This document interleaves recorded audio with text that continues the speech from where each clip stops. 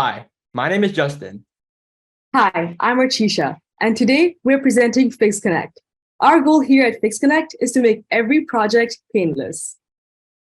Meet Melissa, the mother of our co-founder Katie.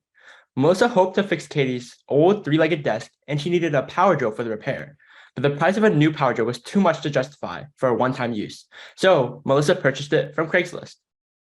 When the drill arrived, the wire was all cut up, making it completely unusable. Melissa felt ripped off and that these websites had failed her. Her family is not alone in the problems they faced. Many specialized tools are just too expensive to buy for most people. In contrast, many tools also sit unused in garages for years collecting dust, and there's still no easy way to make money from these tools. That's where FixConnect comes in.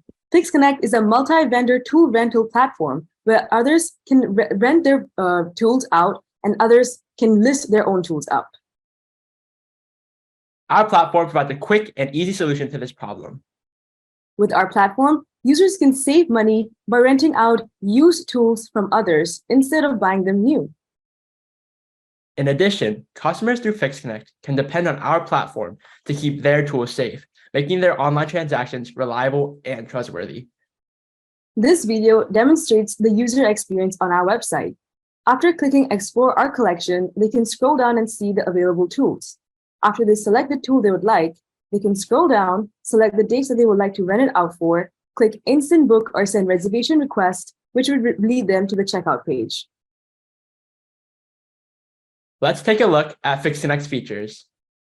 FixConnect facilitates competitive pricing based on tool type and rental duration, ensuring value for money. We also heavily prioritize secure transactions. FixConnect uses general liability insurance and security deposits to ensure transactions are safe and secure. We are the right people to trust for your quality tools. Unlike Craigslist and eBay, FixConnect offers a trustworthy way to get tools at a fraction of the price.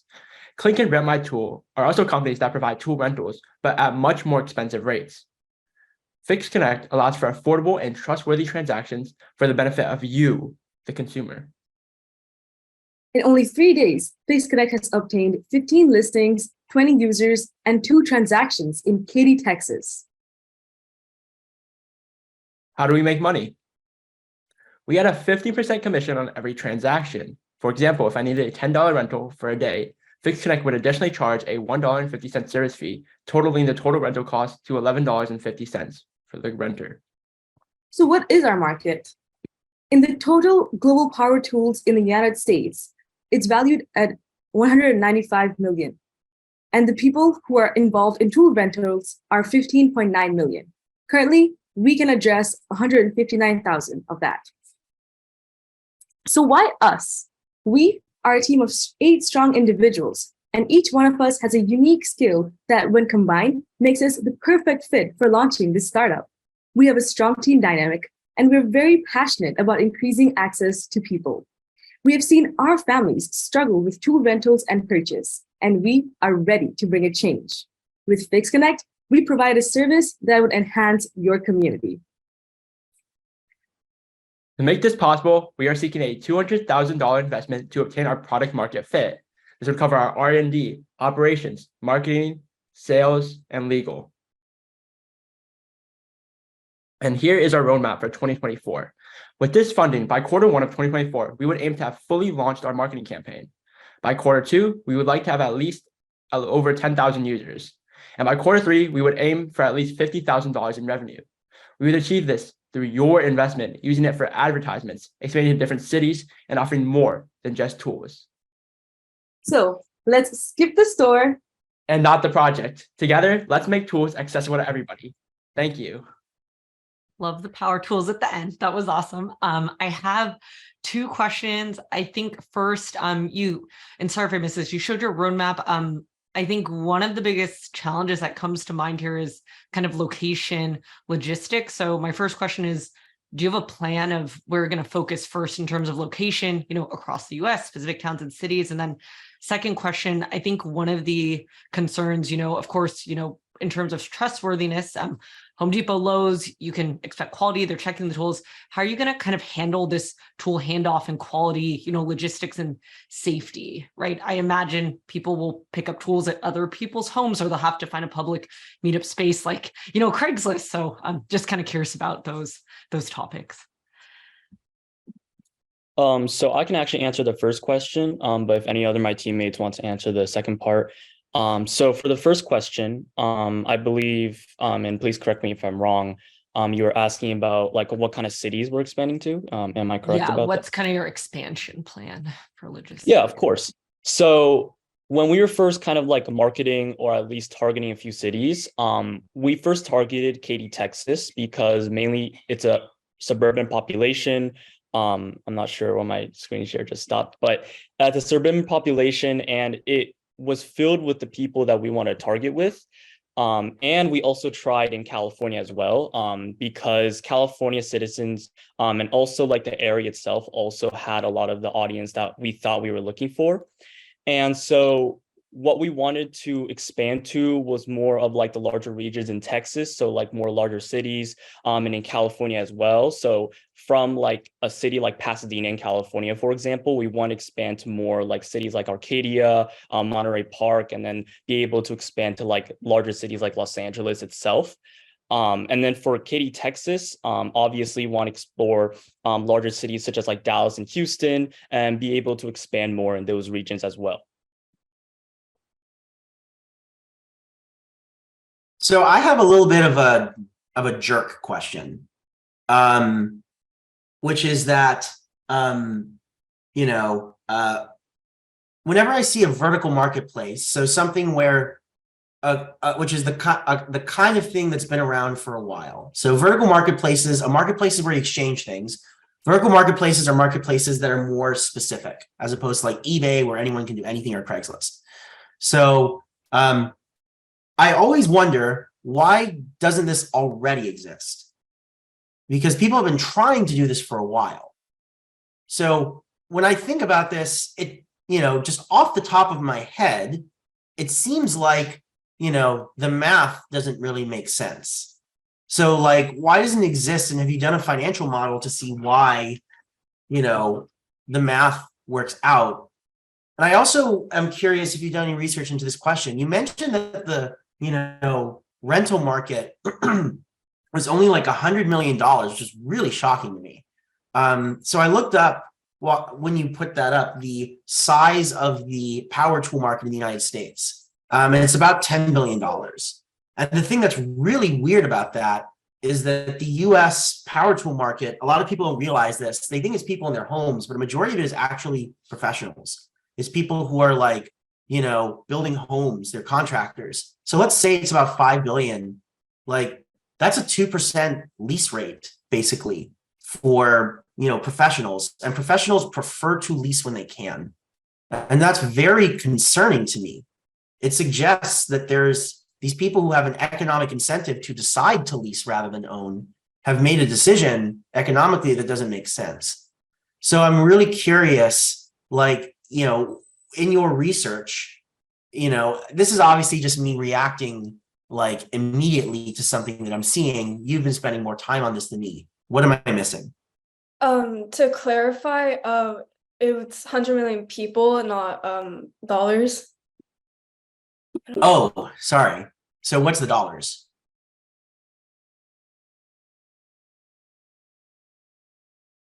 For dollars, it's 425 billion. 425 what? Billion Billion global. or million? Billion globally. I mean, people buy, 35 billion. So are you including like tractors? And that doesn't seem right either.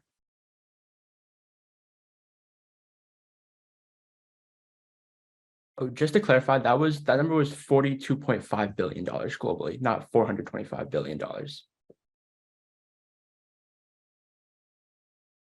Okay. So are there marketplaces like this already? Like, why doesn't this already exist?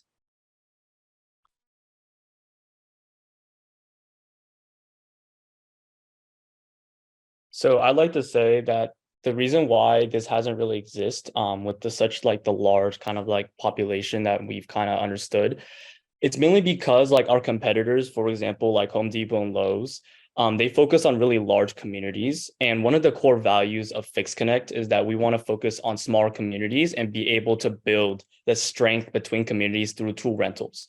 It's kind of part of our purpose of empowering those who want to make their own DIY projects or in general just don't have the tools for.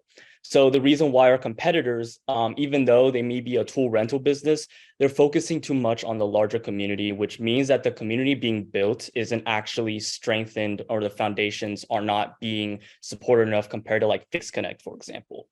So that's why we focus on the local community to make those foundations strong for itself as well. And So- Oh, Go ahead. sorry.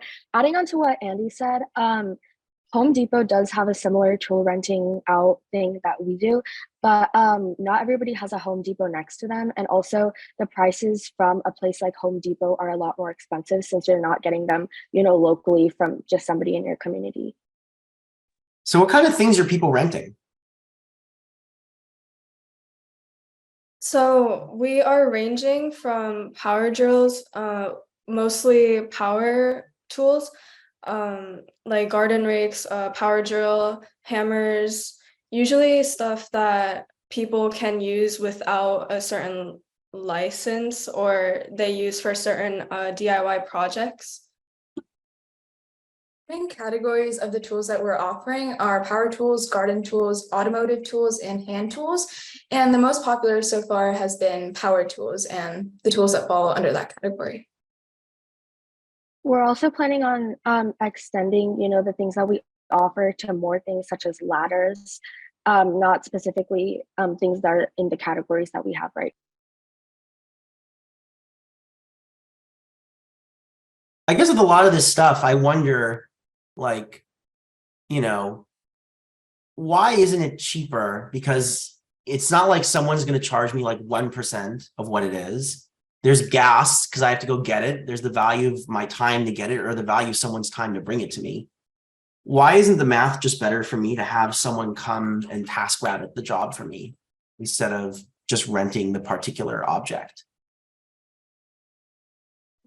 Yeah, so actually for us, we have a 1 to 5 mile radius. We validated this with our form earlier. Most people are willing to drive 1 to 5 mile radius to get the tool. So we put a radius in our platform so that people will get tools near their home. I think maybe my follow-up here too, right? And I think Evan was scratching this a bit. It's just, I'm concerned about maybe the market size, right? It's small, like first, it's only these very small communities. It's these specific sets of tools. And then also you're going after a population who cannot afford, to buy the tool themselves or perhaps pay someone for, right? So you're also competing, I would say, with sites like people sometimes just post on Nextdoor, Facebook, or Craigslist asking to borrow something for free or, going to I guess community center. So I'm just trying to, I guess I just like to understand a little bit more about maybe the like market sizing on both the supply side and the demand side, right? Because then when you cut it down even more, it's who has these tools, who's willing to even, who is, I have a, I might have a rake at home, but I don't want other people to use it, right? I'm just trying to understand, is there a large enough market size for this? And also, right, if so, where, since, we're already splitting up and targeting tiny towns? Yeah, so we're not necessarily targeting people who can't afford to purchase the tools themselves. It could be people who have the money to buy them, but we're trying to save people from unnecessarily spending all the money to purchase a new tool. But I guess that kind of goes to Evan's point, right? Like if for that case, like, couldn't I just hire a TaskRabbit who has that tool already? It's kind of for people who are, working on their own project and they have everything they need except, say like a power drill. So rather than hiring someone to do the entire project, they can just, rent out a power drill for a few days, for like maybe $10. I guess to get back to the question of churn, I wonder how often would you use this, right? Because, I've been in situations where I could imagine myself being like, yeah, I might use this, right? Like I literally got something delivered yesterday where I had to use a screwdriver to open it because it was, delivered in a special box. I was like, man, I wish I had a power drill. I would have paid $10 to rent a power drill. You know what? This has happened to me more than once. And because I didn't have an option to pay for it, I didn't. But if I had to do this more than once, I would have just bought a power drill and I probably would have churned. So like, I mean, what are you doing to, I can't say like historically, how do you solve this problem because it's a new company, but this is obviously a foreseeable problem. So how are you trying to develop the platform today to avoid that problem?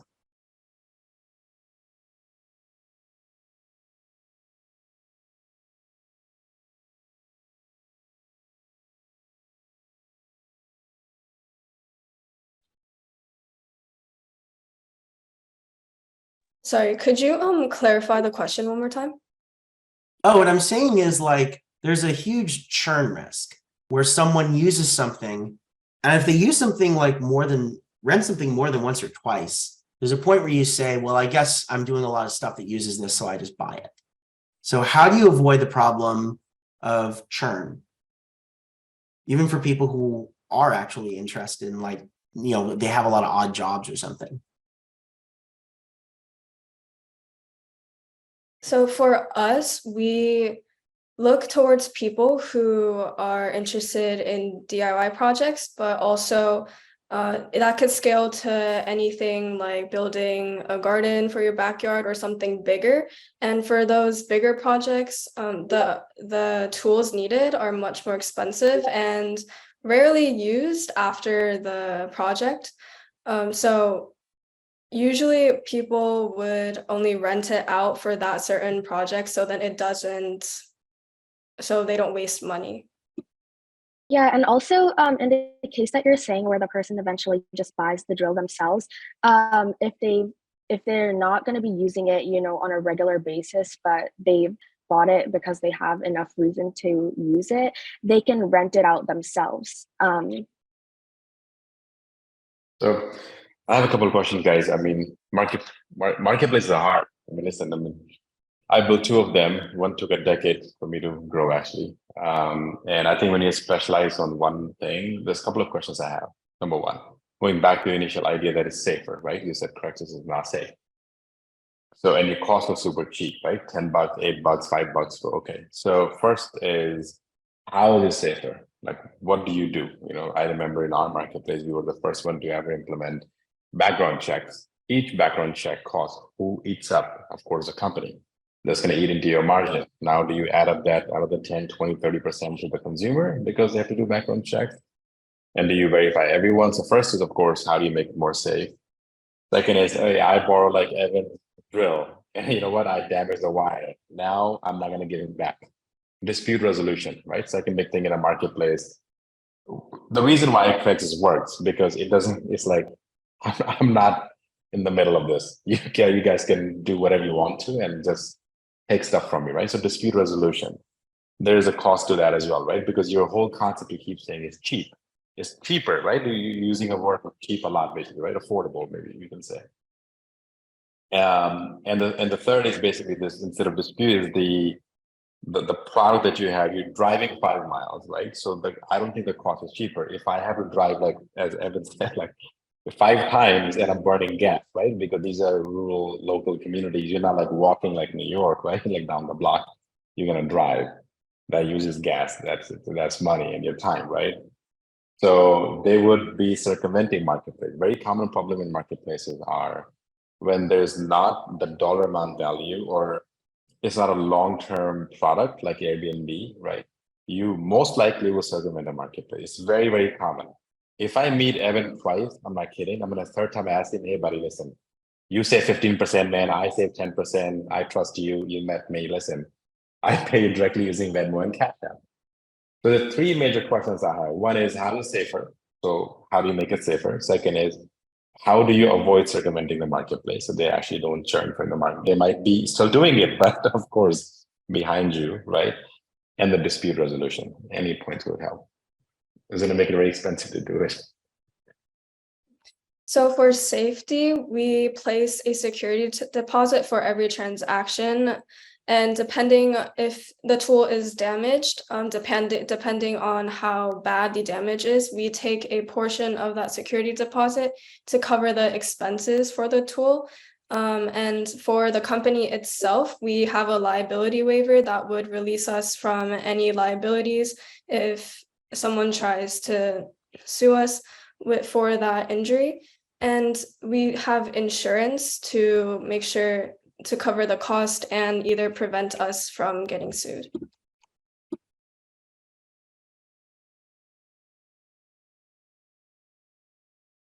And And then how do you, yeah, go ahead, Andrew. Yeah, I'm just asking. Oh yeah. Sorry, my bad.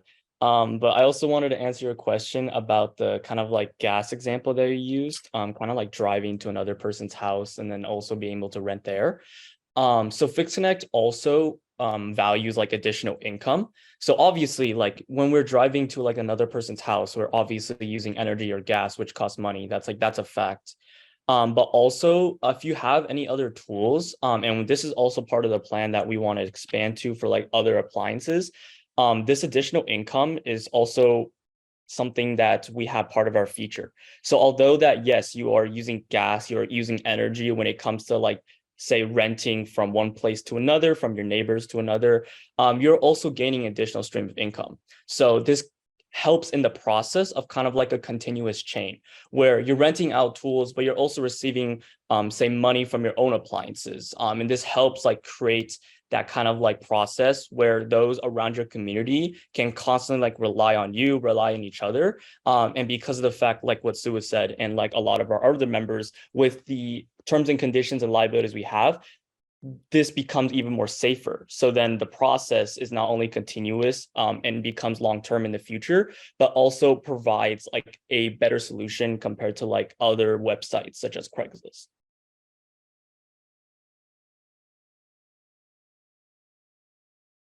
Still not convinced. I don't think you answered my question, right? It's like these. It's Also, like a not, lot first of of all, it's not safe. I can go to your house, man, just to stab you and not to make it. for the Because the for thing is, the you can't have issue random people about visit your house all the time. oh, Yeah. Go ahead, for the Mom. issue Sorry. about people just stop when they stop using our website and just do the transactions by themselves. A lot of what we're targeting or the problem we're trying to fix is more of like one-time uses or like two times uses. So I feel like in the case that somebody were to rent something, I guess more than 3 times, at that point I think they would just buy the tool themselves. So that was something that Evan had mentioned earlier. So I doubt that they would keep on renting it, several times. I mean, when we say safety, I mean, totally things can, people can get stabbed, but I mean, the bigger safety issue here is that these are power tools. Like, what if someone has a gas powered lawnmower that explodes? What if someone has like a power saw that, cuts off a finger or has a safety feature that wasn't well maintained? Because like also a lot of power tools now like market themselves as having safety features. Yeah, you mentioned having $40,000 for legal, which is almost a quarter of the expense. Like that's quite high, especially for the stage. I mean, I assume it's just insurance, right? I mean, but that's a real issue, right? Yeah, so basically when a user creates an account on our website, they sign a release of liability waiver. So if something happens to the tool, like for example, the tool, like let's say for your example, the tool explodes, the gas powered lawnmower explodes, right? And the person is badly injured, we are free from that liability. We are not going to take if we get sued, we are not liable for that damage that caused. I mean, that's great, but at the end of the day, someone will still sue you. You'll still have to go through a motion to dismiss. You'll still have to go through someone claiming that you were negligent and that there was some kind of, thing that you're supposed to do, some rep or warranty of your terms of service that you violated. And of course, reputational damage is completely different from your contract. So Yeah. these it are all could things you have to deal End with. up in the news or social media too. Airbnb isn't liable if someone murders you at an Airbnb, but that's not why they care about it, right? Brand damage. I mean, guys, I would just say, there's a company called Renta, by the way, RENTAH. A friend of mine, I met him a long time ago. It just never took off. Same exact business. You can rent something from a neighbor, actually. I think B2C model for this one, what you're trying to do, in my opinion, is actually very hard because your cost doesn't pay up. And I think, Malaika, you saying using a product for 2 times, you would never get funded. I mean, no one wants to pay because your cost to acquire a customer might be like 6 times higher. I might pay $50 to acquire one customer. You might just make $20 and all the costs cut out and everything. You might only take home like $5. You're bleeding money on every single user, actually, unless. And if you're gonna think like, okay, it's a community driven, we're gonna hand out flyers, it would never scale. So you have to really think about all these issues, right? If you scale, then you have to spend money. That's a cap. And if you don't make enough margin, then you would never make the money. That means the business bleeds for a long time. Marketplaces takes in general 5 years starting point, I think, to ever build an engine, because 2 sides, right? You have the demand and the supply. They're both really hard to crack. You're running 2 businesses at the same time. The question would be, why not B2B? I mean, literally going down to why not B2B? There's a business, there's someone who wants to start a business like a loan business or whatever that is, right? Or fixing your stuff, like maybe TaskRabbit people, right? Sometimes equipments are very expensive and you let them rent it and they're making money from your equipment and you just make some cut. All right. How's that for punch of reality? Thank you very much, judges. Next team.